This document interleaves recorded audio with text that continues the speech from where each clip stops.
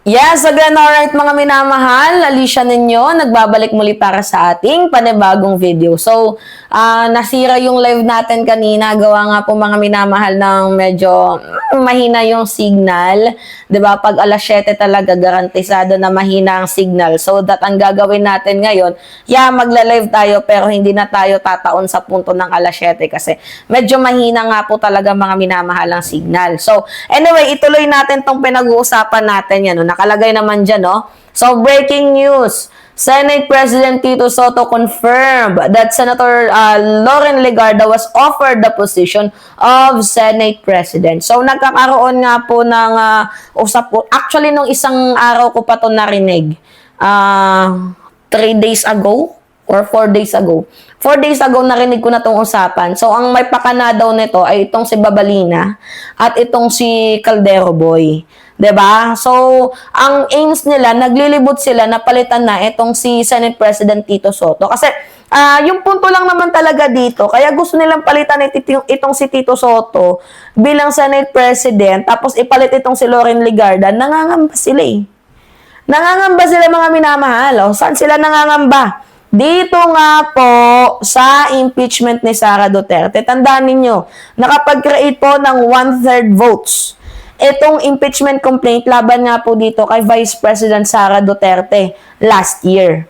'Di ba? Na dapat sana hindi yan pinatulog ni Chis Escudero, dapat sana forthwith, 'di ba? Without any hesitation, dapat nagkaroon na yun ng trial. Kaso ang ginawa ni Senate President Chis Escudero noon, ang ginawa niya, pinatulog, dinribol, pinagpasapasahan, 'di ba? To the point na from 19th Congress na ipasa pa sa 20th Congress. So, first time natin makakita in the history mga minamahal na yung impeachment complaint ay pinatawid ng pinatawid, pinatulog ng pinatulog at dinribol ng dinribol. Now, itong si Tito Soto kasi napaka-vocal, 'di ba? Alam naman natin na hindi talaga siya kontrolado ng Duterte Bloc. Alam naman natin na itong si Tito Soto ay hindi siya tuta or asu-asuhan ng mga DDS. Ngayon nangangamba sila, what if, 'di ba, ang Senate President ay itong si Tito Soto tapos magkakaroon ng trial dito nga po sa Senado. Syempre mga minamahal, malakas po yung influence ni tawag dito ni Tito Soto kung siya po ang Senate President ng bansang Pilipinas tapos meron na pong proceeding ng impeachment. Kasi kapag Senate President ka, unang-una meron kang control dito nga po sa agenda. 'Di ba? Pangalawa, may impluwensya ka sa mga committee assignments. Pangatlo, kapag may kapangyarihan ka, kapag Senate President ka, may kapangyarihan ka sa impeachment proceeding. So, malaki po talaga yung partisan, yung role bilang Senate President ng mga senador, kung sino man yung magiging Senate President yan, dito nga po sa impeachment. Ngayon, dahil nga ang Senate President ng bansang Pilipinas ay itong si Tito Soto at medyo naamoy natin na talagang mukhang papalitan na siya, mga minamahal ni Loren Legarda, kahit sinabi ni Loren na tinatanggi niya, na yes, narinig niya, pero tinanggihan niya, hindi man ngayon, but I think pretty soon, mukhang maglilibot, tapos tatanggalin siya. Ngayon, alam naman natin yung reason eh. Unang-una, hindi kayang kontrolin ng mga DDS Bloc yan si Tito Soto. Yun yung totoo. Pangalawa, hindi sunod-sunuran si Tito Soto ang mga minamahal. At hindi garantisadong panangga ng mga DDS itong si Tito Soto bilang, shield dito nga po sa impeachment. Baka si Tito Soto pa mismo ang magbigay ng daan para buksan ito nga pong impeachment complaint, 'di ba? So hindi nila gusto yung ganyang usapan eh. 'Di ba mga minamahal? Talagang itong si Sara Duterte, talagang pinupush through nila na wag ma-impeach. Kasi kung natulungan nga sila ng Supreme Court, dapat tulungan din sila ng Senado. Kaya nga nagkakaroon ng rigodon na ngayon. Kaya nga nais nilang matanggal itong si Senate President Senate President Tito Soto. Kasi talagang kupal talaga itong si Chis eh. Oo, tapos ngayon, magkakaroon ulit na panibagong Senate President, tapos DDS. 'Di ba? Yung 1/3 na votes ng Kamara, hindi yun biro, mga minamahal. Oo, yung 1/3 na vote na dapat 106 lang pero naging 215, hindi po biro yun. Hindi rin chismis yun, mga minamahal. And hindi din naman talaga imposible yun. Dahil nakitaan talaga, syempre, pagdating sa mga kongresista, binasa nila, 'di ba? Yung subject na ganito ang ginawa ni Sara Duterte, binigyan sila ng tag-isa-isang kopya nung binasa nila, mayroon naman talagang probable cause bakit hindi sila pumirma. Dapat nga yung mga loyalty ng mga kongresista na to hindi nakabase sa kanilang kunyari, sila ay Maka Duterte, dapat hindi ganon. Dapat yung loyalty nyo ay sa taong bayan, mga minamahal. So ngayon, dahil mukhang taong bayan naman ang kinakatigan ng mga kongresista, nung nagkaroon nga ng botohan sa impeachment complaint laban kay Sara Duterte, nanalo tayo doon sa part na yan. At kapag ang impeachment umabot po sa Senado, you know what, ang may pinakamahalaga, na proceeding dyan, walang iba kundi ang Senate President. Kasi siya po, mga minamahal, ang may hawak ng proseso. Kaya medyo hindi ata dito kampante yung mga DDS, mga minamahal, kay Senator Tito Soto, kung kaya't ang gusto nilang mangyari ay tanggalin ito. Pero hindi dapat tanggal ang magiging sagot dyan, mga minamahal. Kasi kung wala namang kinakatakot itong mga DDS na senador, bakit nila kailangang tanggalin itong si Tito Soto? Bakit sila kinakabahan? Itong mga DDS Black, 'di ba? Unang-una, yes, may complaint, may precedent. Pero hindi pa naman napapag-usapan So bakit medyo kinakabahan na? Maaga pa para kabahan kayo. Yan yung resulta ng kakakapin ninyo, mga minamahal.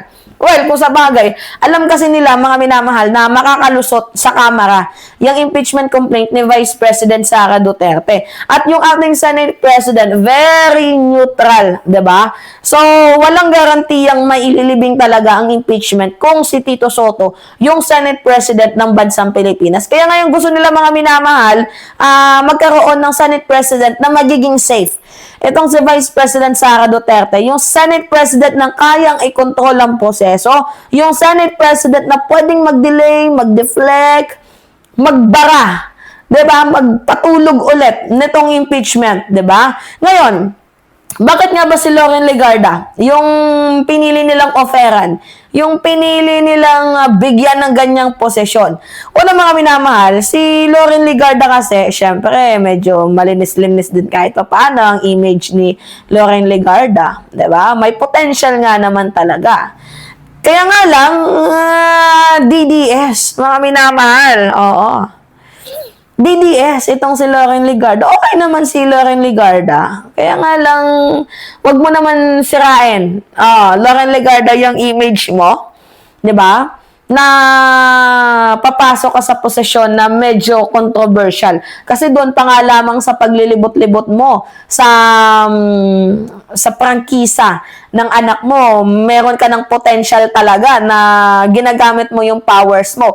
How much more pa kaya pag naging Senate President ka?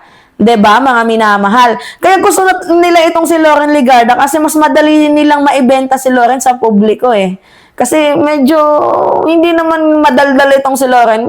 Matalino itong si Loren Legarda. Pero kahit matalino si Loren, nakikita natin yung pros and cons. Pag siya yung naging Senate President. Kasi pag siya naging Senate President, madali nilang sabihin na conscious. 'Di ba? Madali nilang ikubli na wala namang agenda yan si Loren. Si Loren Legarda, isa yung neutral. Pwede nilang sabihin ganon. Pero tingnan nyo, neutral ba itong si Loren Legarda? The way, 'di ba, mga minamahal, kung paano niya gamitin ang kanyang position, 'di ba? Para nga po makapagkalap ng perma tungkol nga po sa prangkesa ng kanyang anak, 'di ba? So anyway, tinanggihan ni Loren Legarda, hindi dahil sa gusto niya ng katahimikan, bagkus naghahanda sila sa mas malaking bagay. 'Di ba, mga minamahal? Naghahanda siya sa mas malaking bagay kasi hindi man ngayon but pretty soon gusto na nilang patalsikin itong si President Bongbong Marcos. Ngayon, kung hindi niya talaga tinanggap yung pagiging Senate President na yan, baka ayaw niya maging kasangkapan ng mga DDS. 'Di ba? Or baka naman ayaw niyang maipit sa impeachment chessboard. 'Di ba? Or baka ayaw niyang maging ma-shock yung mga tao na, ay, DDS Black ka pala, ha? 'Di ba? Ngayon, kapag tinanggap niya kasi mga minamahal, ang magiging mukha niya, dalawa. Oo. Dalawa yung magiging mukha ni Loren Legarda. Mayroong hidden agenda or medyo takot. 'Di ba? Anyway, yung pinaka-target talaga nila, kaya gusto nilang patalsikin, itong si... Alam naman ninyo mga minamahal, itong si Senate President Tito Soto ay para po ipagtanggol itong si Sara Duterte. Huwag na tayong maglokohan dito mga minamahal. Hindi si Tito Soto ang problema, hindi si Loren Legarda also ang solusyon, kundi natatakot talaga ang mga DDS kasi gusto nilang bigyan ng tunay na proteksyon itong si Sara Duterte. Yan yung tunay nilang concern. 'Di ba? Anyway, paano niyo mapoprotektahan si Sara Duterte kapag umusad ang impeachment? Sige nga. Oh, eto mga di-delay na naman ninyo. Dating gawe, kagaya na ginawa ni Chis Escudero. Ay, Diyos ko, wag kami. Hindi naman ata kami mga pinanganak kahapon. Ito yung sinasabi ko sa inyo mga minamahal, na delikado ito sa ating demokrasya. Na kapag ang isang liderato, 'di ba, ay pinapalitan, ibig sabihin, nandoon yung takot. Kagaya kay PBBM, gusto nilang ma-impeach, 'di ba? Natatakot sila. 'Di ba? Ganun 'yon. So, pilit nilang pinapalitan kasi gusto nilang manipulahin. Yung may kakayahan sila na kaya nilang i-manipulate, yang si Tito Sen. 'Di ba? Kaya nilang gusto nilang palitan kasi yung gusto nila, yung kaya nilang i-manipulate. Katulad ni Loren Legarda. So, hindi na independent yung impeachment process. Ibig sabihin, nasasagasaan na dyan yung check and balance. At kapag nasanay ang mga politiko, mga minamahal, sa palitan na lang natin ang leader, 'di ba? Para maligtas ang isa, pangit na 'yon. Oo. Paulit-ulit na 'yan ang mangyayari, wala nang mananagot, meron na diyang feeling untouchable. 'Di ba? So yung pinaka-core message lang naman ng balitang 'to, na visualize na natin na talagang gusto nilang palitan kasi natatakot sila, and yung pinaka-target lang nila is maprotektahan, bigyan ng protection itong si Vice President Sara Duterte. Tama ba tayo mga minamahal? Yes or no? Sige nga. So, anyway, hindi to simpleng balita ha. Ito po ay pagkatok na sa atin ng proceeding tungkol dito sa impeachment, at dapat maging handa tayo mga minamahal na it could be a lose or win or lose sa impeachment complaint, kasi sabi ko nga sa inyo, ang impeachment complaint ay labanan ng numero. So kung wala kang numero, kahit gaano pa man kalakas ang ebidensya, hindi tayo mananalo. 'Di ba? So, kung merong numero sa Senado, yung si Sara Duterte, at the end of the day, talo pa din tayo. Pero sana wag naman, mga minamahal, ipagdasal natin, kapag magkaroon ng trial sa Senado, na magkaroon tayo ng numero para mapa-impeach yung si Sara Duterte. Alright, mga minamahal, yun po. Anyway, it's me again, Alicia ninyo, nagbabalik muli para sa ating panibagong video. Maraming salamat at ingat, mga kababayan.